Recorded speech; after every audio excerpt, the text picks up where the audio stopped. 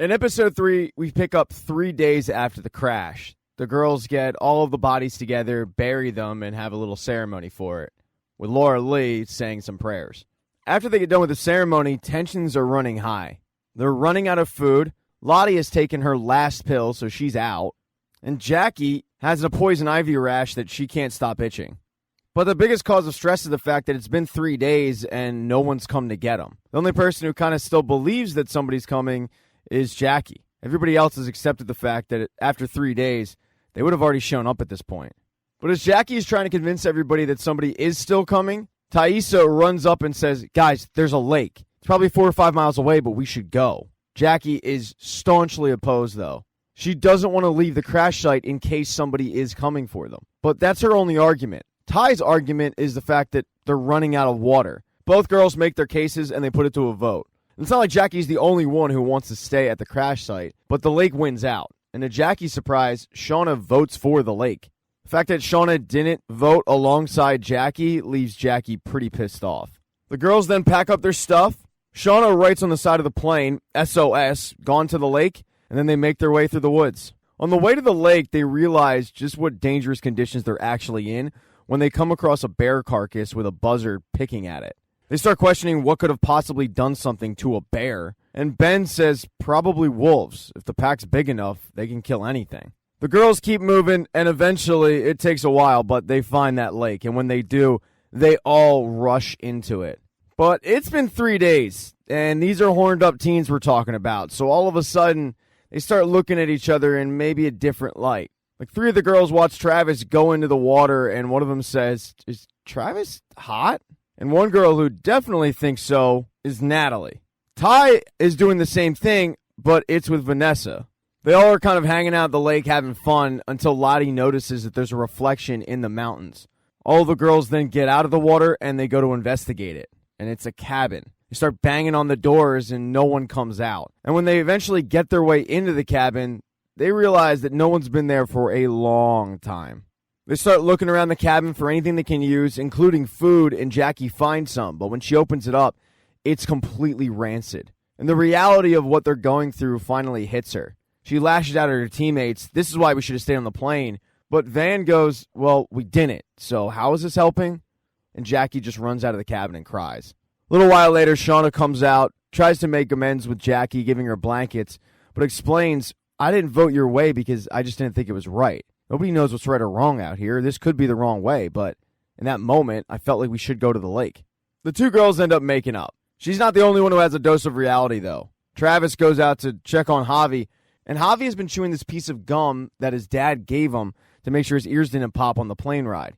He can't stop chewing it. Travis has been yelling at him to get rid of it until finally he takes matters into his own hands. He puts him in a headlock until he finally drops it on the ground and he chucks it, yelling at Javi, Dad was a dick, and he's dead.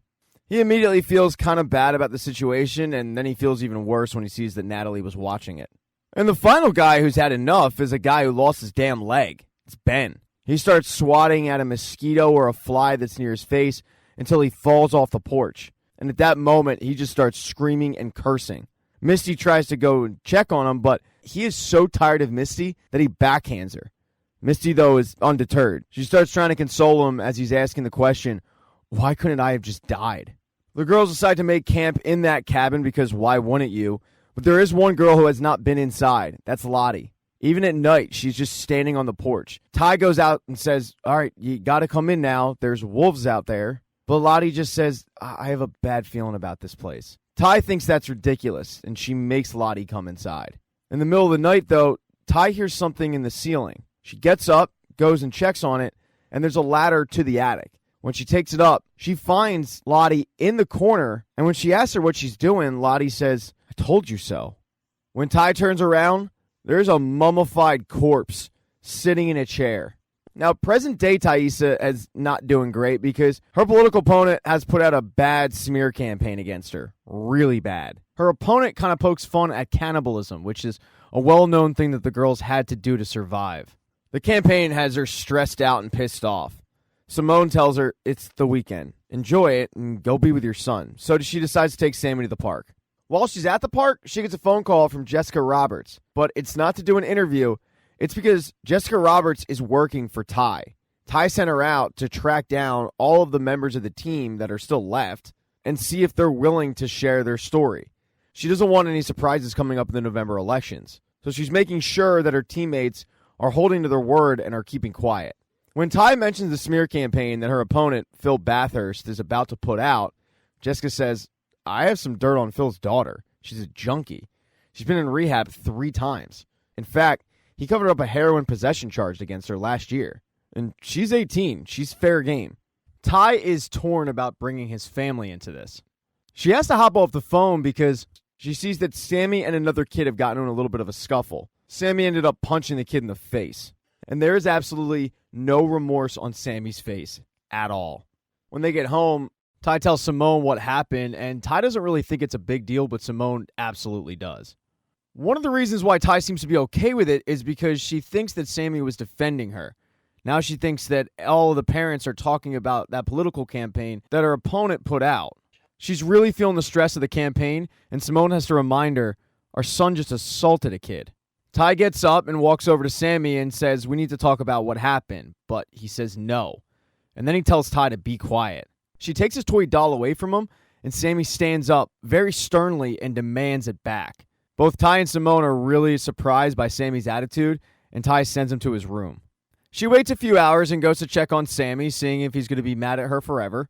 They talk it out, and Sammy admits he does deserve to be punished. But then he asks her, why don't people like you? She tells him that she's different from what people expect, but whatever they say about her, it's not true. This is kind of the last straw for Ty. She walks into her office and calls up Phil. She tells him, I know about your dog's drug addiction, and I understand why you covered it up, but just know, you crossed the line with that smear campaign.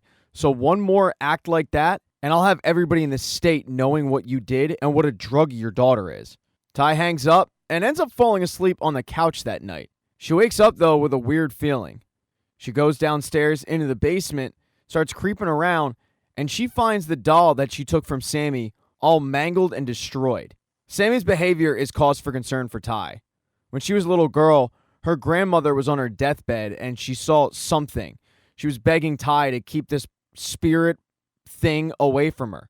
Now Sammy has got a mean streak. He's talking about people looking at him and trees. All of it is cause for concern for Ty. Shauna has also got something concerning her. It's whether or not her husband is cheating on her. After seeing the text message the next day, she plants a seed for Jeff. She tells him that she's going to need to be picked up at the auto body shop, and it just so happens she needs to be picked up the exact time he's supposed to meet Bianca. Jeff makes up a really bad excuse on why he can't, and he heads off to work, but Shauna follows him. When Jeff gets in his car to leave for this meeting with Bianca, Shauna continues to follow him, and she follows him all the way to a hotel. Jeff ends up getting valet parking. Shauna ends up parking her car herself. It means that she has no idea what room Jeff is in. She goes to the front desk and asks the concierge, but the concierge refuses to give her any information. Shauna even tries to play it off like she's Homeland Security, but that doesn't work. And that's when she gets a little bit of help from Adam. Adam makes up an excuse on why he's there, saying that the garage isn't too far away and it's the only place in town to get a good martini. So they head off to the bar to get a martini. Adam is talking, but Shauna's not really listening. The whole time she's looking past Adam for any hint of Jeff, and then she sees it. Jeff walks by with a pretty cute blonde, and it makes Shauna extremely insecure. At that point, she kind of figures that Jeff is absolutely cheating on her, so two can play at that game. She ends up getting a hotel room with Adam, and the two, you have to assume, end up doing adult fun stuff. But that fun stuff isn't even comparable to what Misty and Natalie are up to. They're on the road trip trying to meet Travis, but Misty is driving Natalie nuts. At one point, they stop off at a gas station, and Natalie peer pressures Misty to go inside and get them some food. She starts rummaging around her glove box, and Natalie finds the piece of equipment from her car that was missing. Confirms that Misty was the one who sabotaged her. When Misty comes back with the food, though, Natalie doesn't say anything.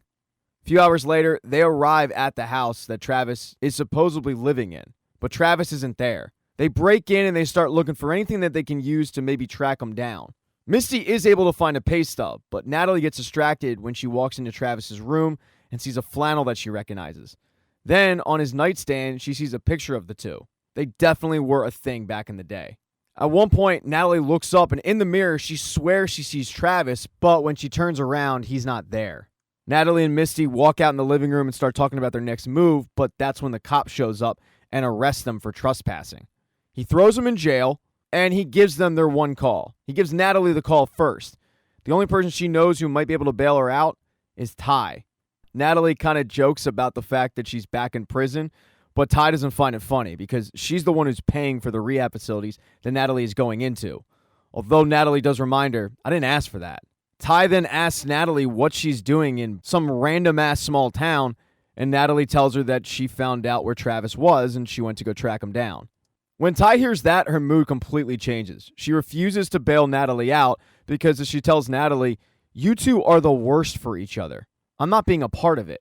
Natalie can't believe that Ty is refusing to help her. She actually cries about it. Next up for the phone call is Misty, and her phone call works. The person bails them out on the other end. Natalie asks, who the hell did you call? And Misty reveals that she called Kevin. She ended up taking his card, texting Kevin, but the whole time pretending to be Natalie. Natalie is not amused at the fact that Misty is catfishing her old friend. It's super awkward for her. Misty, on the other hand, thinks she's playing matchmaker. But now that they're out of jail, they're not done trying to track down Travis. After all, they know where he works. And that night, they drive to the farm where he works, but they don't find Travis. At least, they don't find him alive, because Travis hung himself. And Natalie is absolutely distraught. Thank you so much for checking out this recap. Please consider subscribing to the channel. Hit thumbs up if you liked it. Smash that thumbs down button if you thought this sucked. Make sure to be nice in the comment section. If you don't see the next video up in the end screen there, I'll get it up in a few days, not to worry. And I have merchandise, so go buy a mug or something. It's never too early to think about Christmas gifts, folks. But once again, thank you for checking out this recap.